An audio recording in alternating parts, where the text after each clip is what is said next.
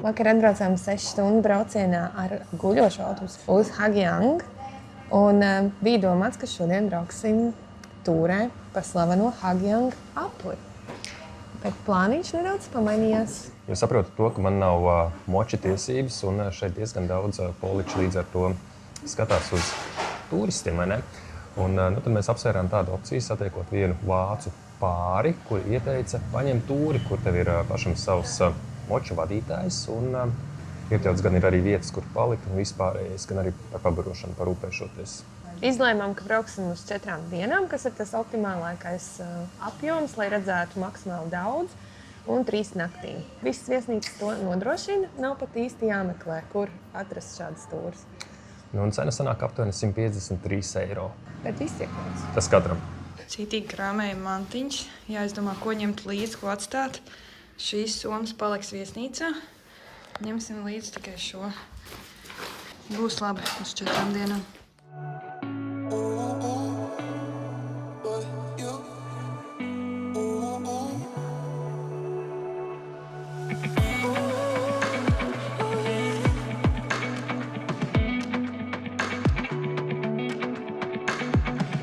Mums būs šāda maza 5 cilvēku grupiņa, kas ir ļoti forša, jo ļoti daudz, kur ir līdz pat 12 cilvēkiem.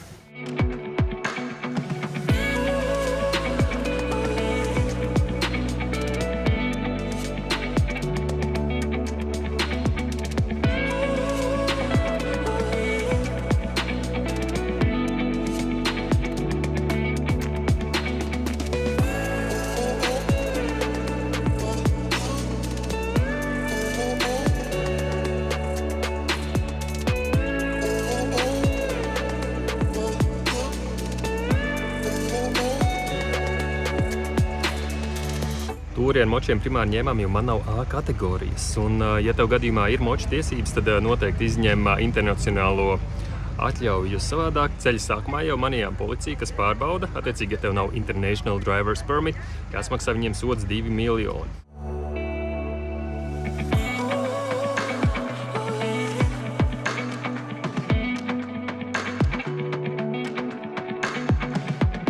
Diezgan augstu esam jau uzbraukuši.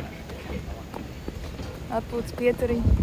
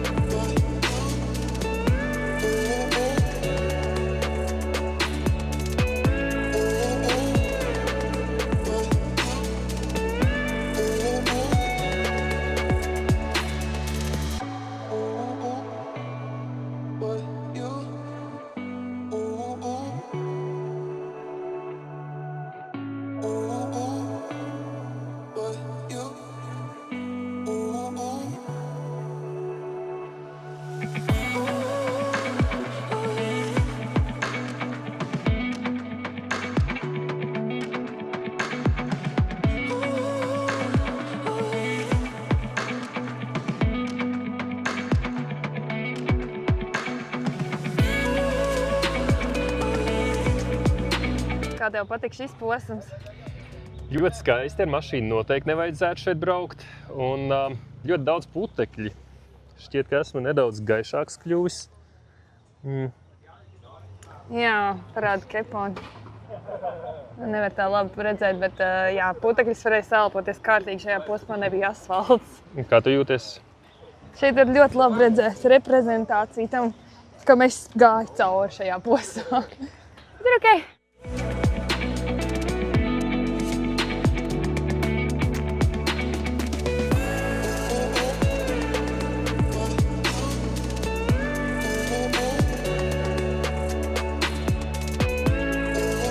Es nācu meklēt toaletes, es jums arī parādīšu, kur viņi atrodas.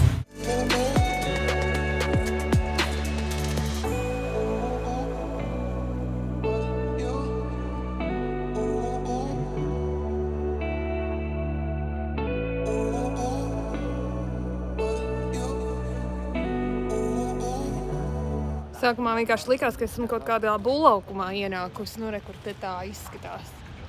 Un tad tu redzi, uz kā tā māja vispār turās.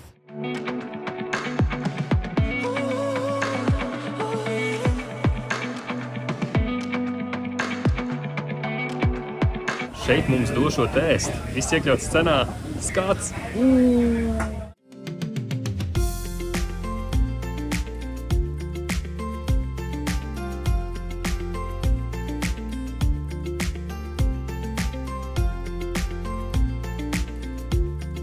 Pilnīgi normāli, ka restorāna tualete ir kaut kur pagrabā. Un šī ir kāda māja tajā pašā laikā arī.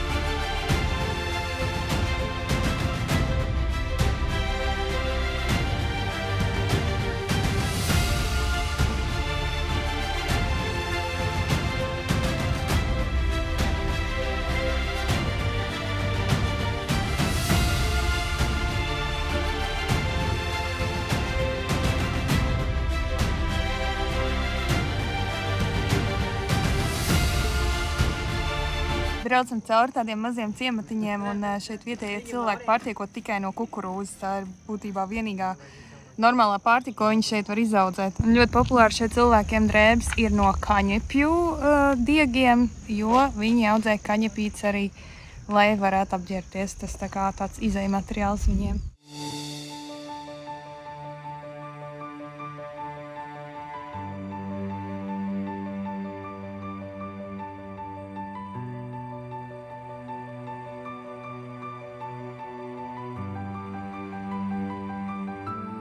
Šo lūk saucot par zirgu pāreju, jo senos laikos tika izmantot tikai zirgi, lai pārvietotos pa šiem kalniem, vājos un vecos zirgus apēda vai pārdeva. Tikai stiprie varēja tikt pāri, bet tagad jau mums tie motorizētie zirdziņi.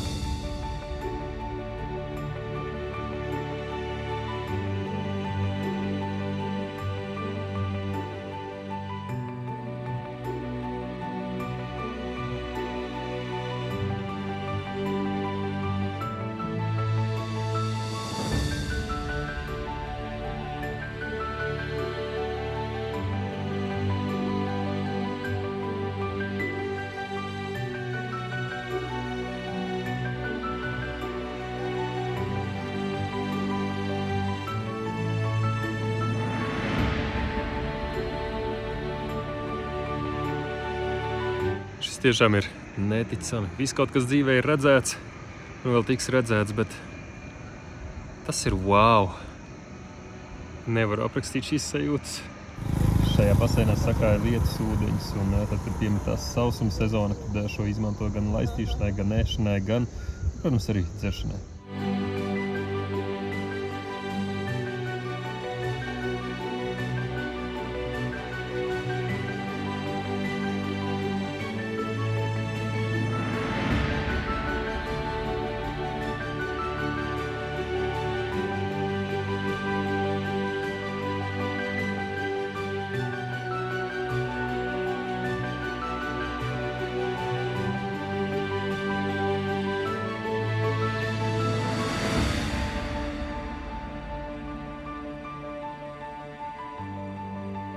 Esam atbraukuši uz savu mājokli un jāiet apskatīties tā istabiņa. Elisa, lūdzu parādi, kur jādodas. Nāciet man līdzi, kungs.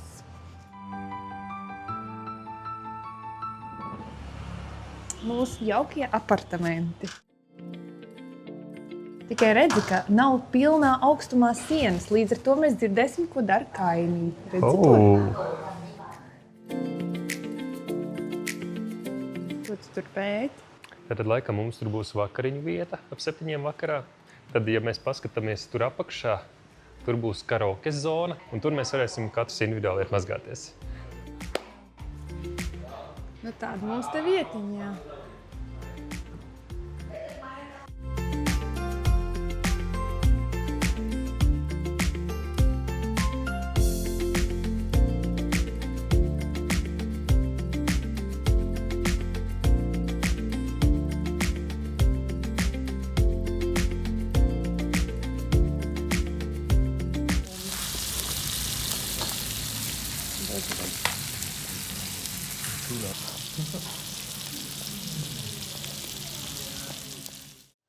Brokastīs mums nobaroja ar pankūkām, šokolādes krēmu, iebezināto pienu, banānu, tāds kārtīgs saldais brokastu mielas vien bija.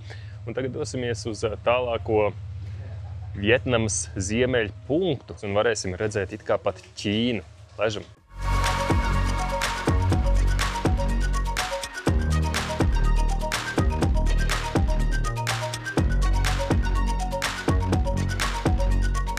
Atbraucām paskatīties Karaļa pili, vietējo mungu cilvēku īpašo ēku.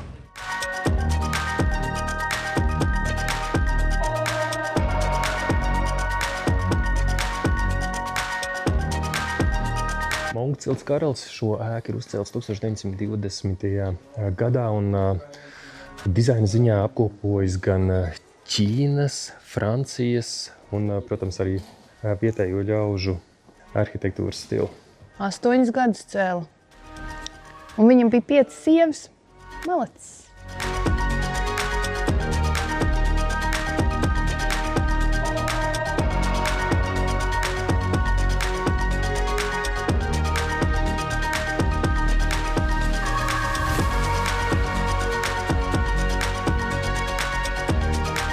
Lai gan mongu cilvēkiem vairs nav sava karaļa, tomēr viņa pēcteči joprojām ir ļoti ietekmīgi un bagāti cilvēki un pelna naudiņu arī no šī te apskates objekta, jo tas joprojām ir viņa īpašumā.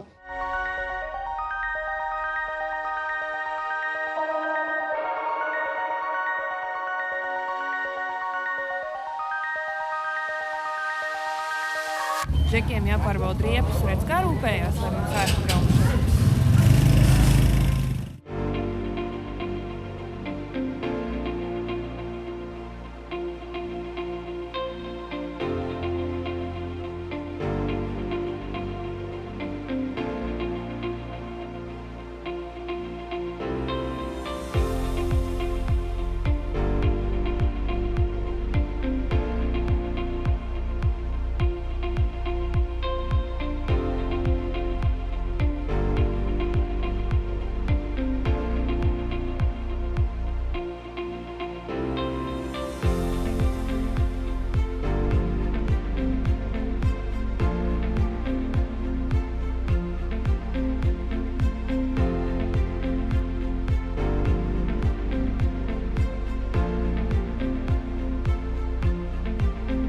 Braucām un apstājāmies, kā izrādās zemes nogrūms priekšā ir. Jāmaina maršruts.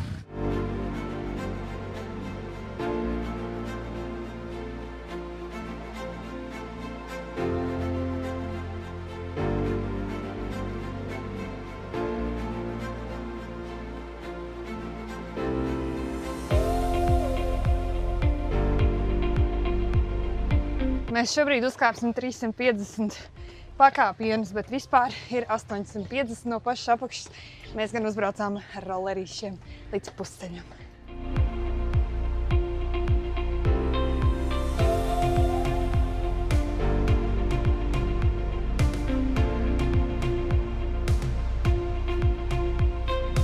Tik daudz skudras!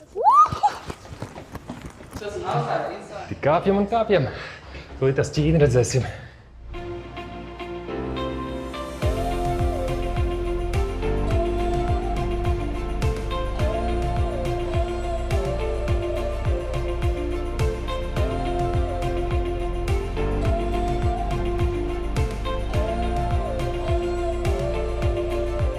Tur esot Ķīnas militārais postenis. Gids stāsta, ka šis karogs esot 54 kvadrātmetru liels un katrs kvadrātmetrs reprezentē katru vietnamiešu grupu.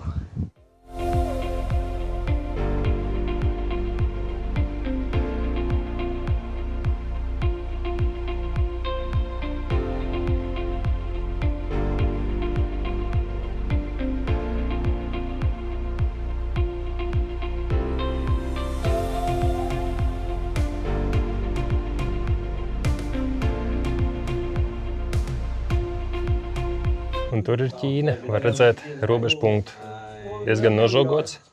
Un tur ir ne tikai Ķīna, bet arī šis ir tālākais ziemeļpunkts Vietnamā.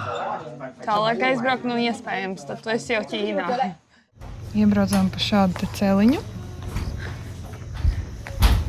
Šeit būs mūsu pusdienu vietiņa.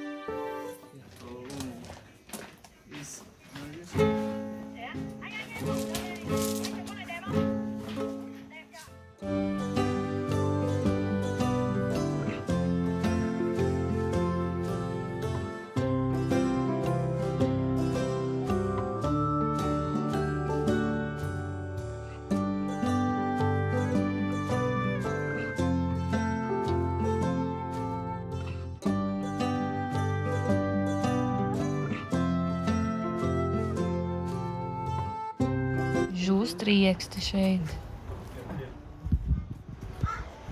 Ar skatu.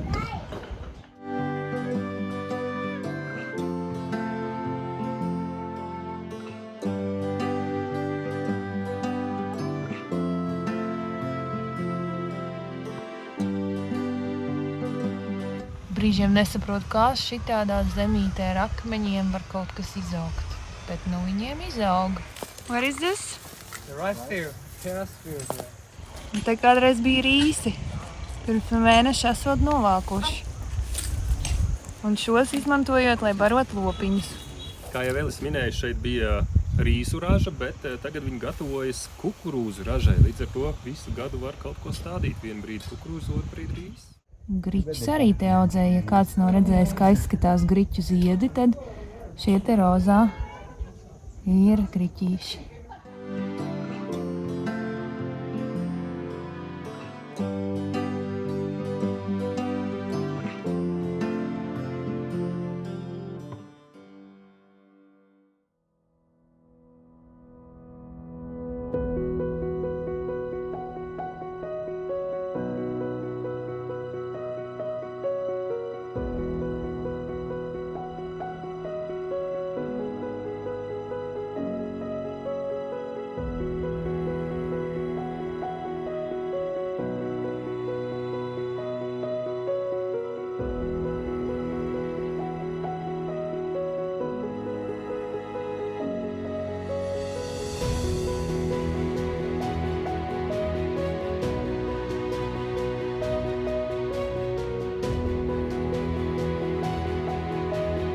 Saplēs brillītes, uzkāp virsū.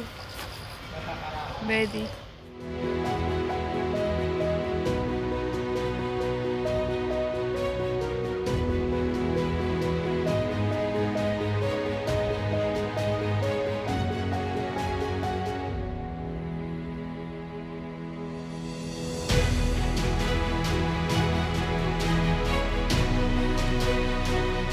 Kārtējais nogrūms, braucam atkal atpakaļ.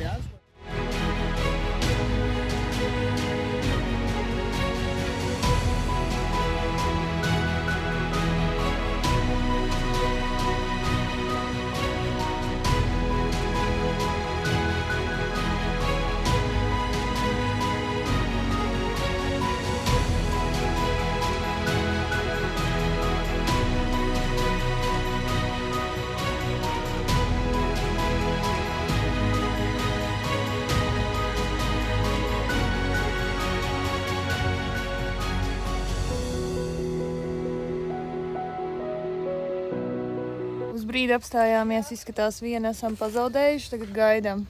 Un te tas ceļš ir vienkārši krimināls.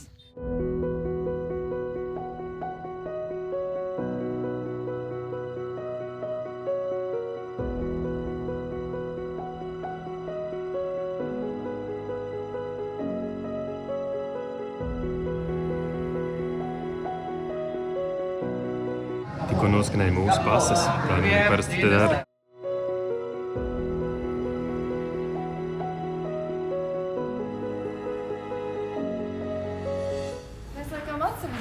Brauksim šonakt.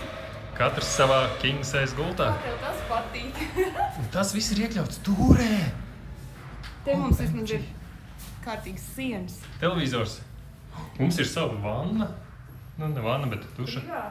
Ja tu neesi bijis Āzijā, tad šis tev varētu būt jaunums. Man joprojām ir pašam grūti pierast. Duša. Nu, tātad šeit, pa lielam virs poda. Tur it kā viss notek, bet katru reizi pēc tam, kad ienāc iekšā, ir slapšs. Nenāc ar zeķītēm. Nē.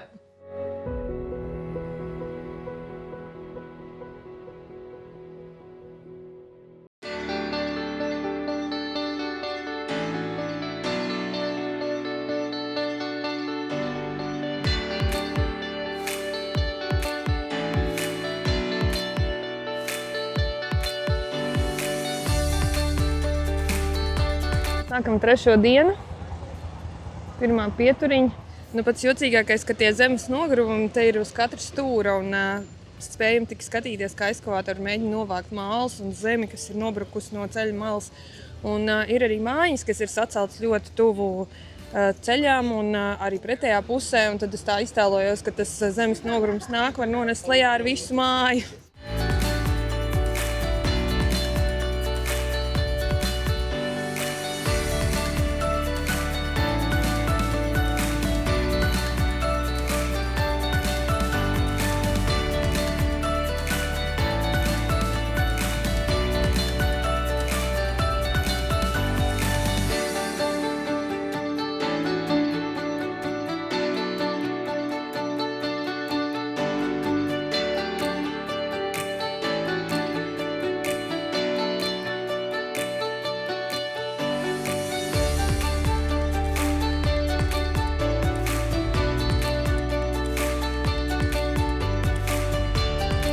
Reiz izmēģināju sāļo kafiju. Esmu iemīlējies tajā sāļajā kafijā. Bet ne visur viņas ir labas. Šī būs mana 4. reize. 2. reize bija ritīgs buļļakaksis. Un es ceru, ka šī 4. būs... Jāstāsta, lai ir krēmiņš. Un ko Elis pasūtīja? Es pasūtīju sulu. Vienmēr vajag pieteikt, ka negribat ledu un negribat cukuru, jo citādi viņi liek cukuru pie visa, pat saldiem augļiem, tas liekas ļoti pretīgi.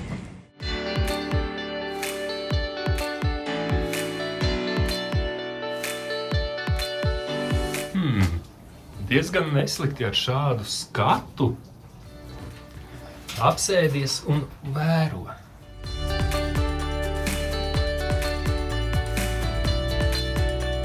What is it? What? Tobacco? Yeah.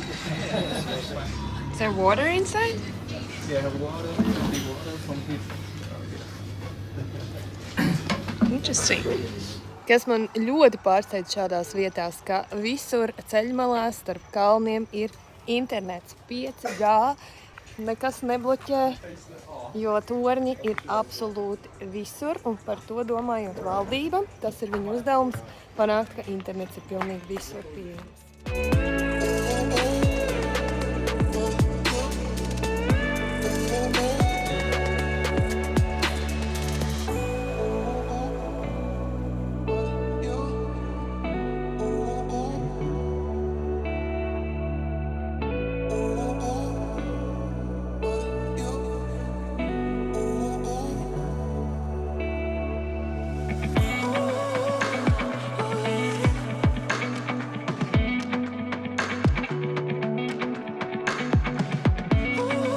Ceļmalās pilns ar šādām mazām kafejnīciņām, stendiņiem.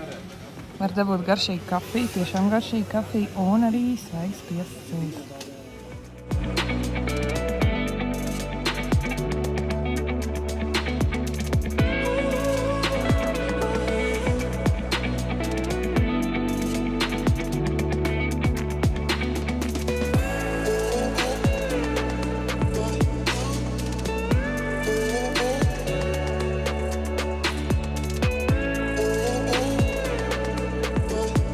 Mums būs pusdienas pie rīslaukiem.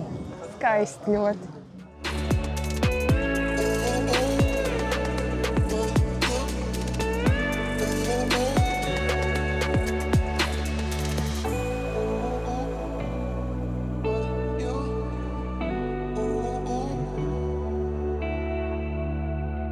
Kādam pēcpusdienas snaudiņu.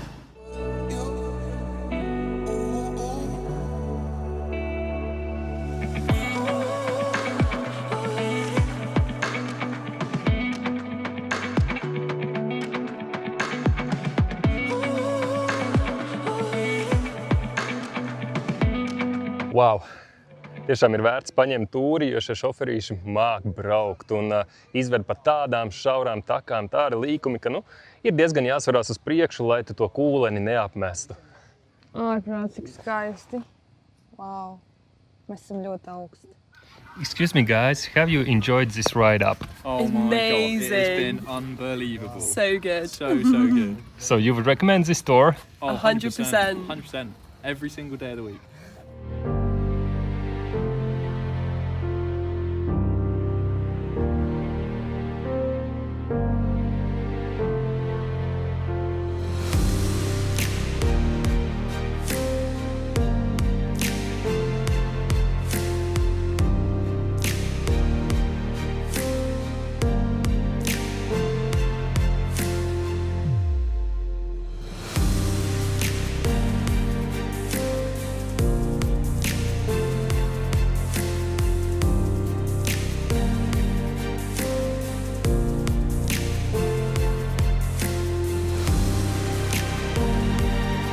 Te var redzēt, ka vietēji ir ļaudis vēl nokopja rīsu laukus, lai var apstrādāt zemīti un kaut ko citu iesēt, visticamāk kukurūzu vai kāds cits viegli audzējams produkts.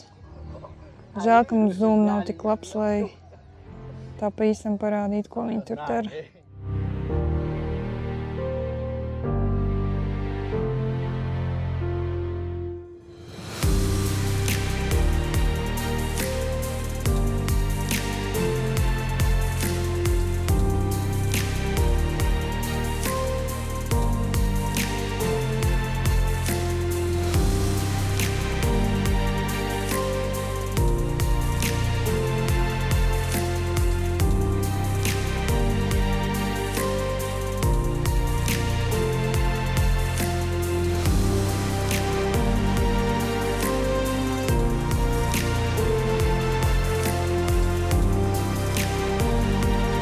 Ļoti interesanti tas, ka bērni skolu beidz ap pusdienlaiku un tad dodas mājās, palīdz vecākiem mājas, lauku darbos, biznesā.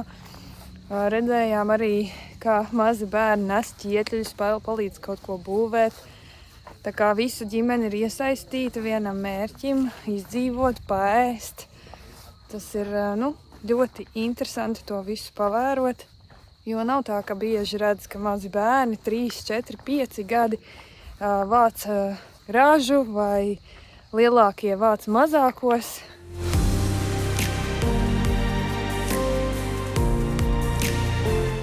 Izskatās, ka šonakt paliksim šādā vietā. Patīkami. Pašam nav nekas jādomā, vienkārši ļaujies un baudi.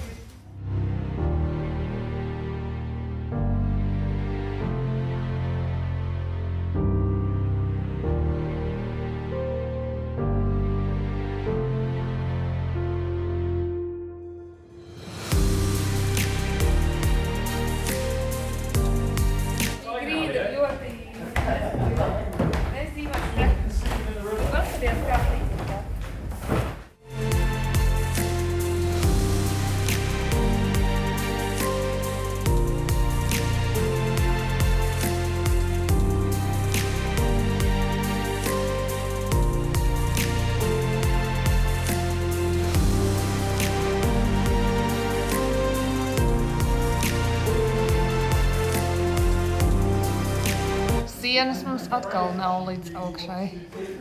Līdz pārsam ārā.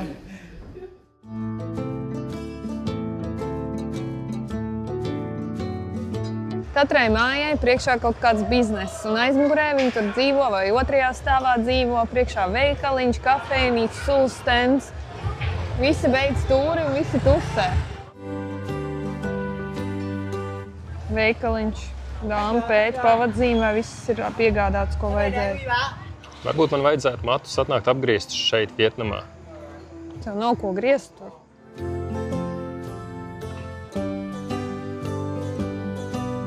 Vakaros mēs, ja ir laiks un tūmā kāda pilsētiņa, mēs ejam medīt augļu sulas vai augļus kā tādus. Tērējam aptuveni 40,000 uz katru sulu.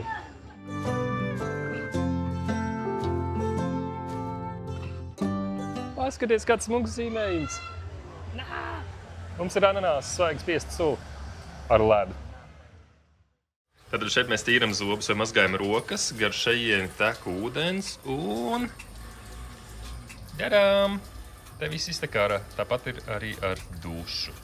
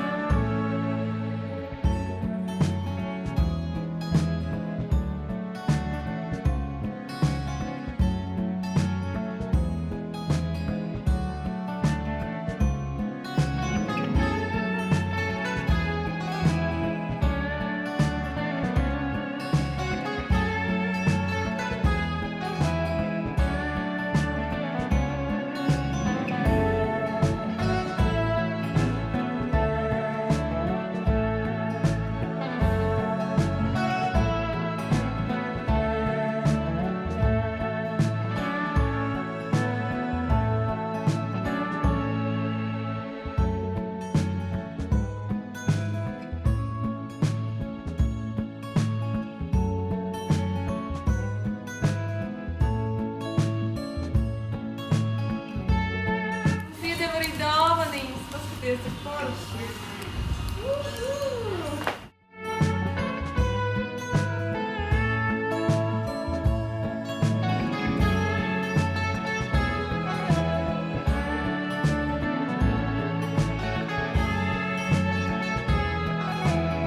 Par cik pirmo nakti šeit palikām, mums iedeva arī bezmaksas istabiņu, atbraucot atpakaļ no tūres.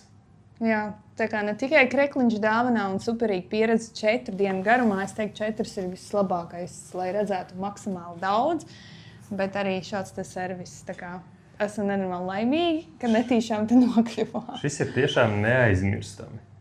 Tas bija interesanti. Jā, un tīši netīšām vēl pie tam.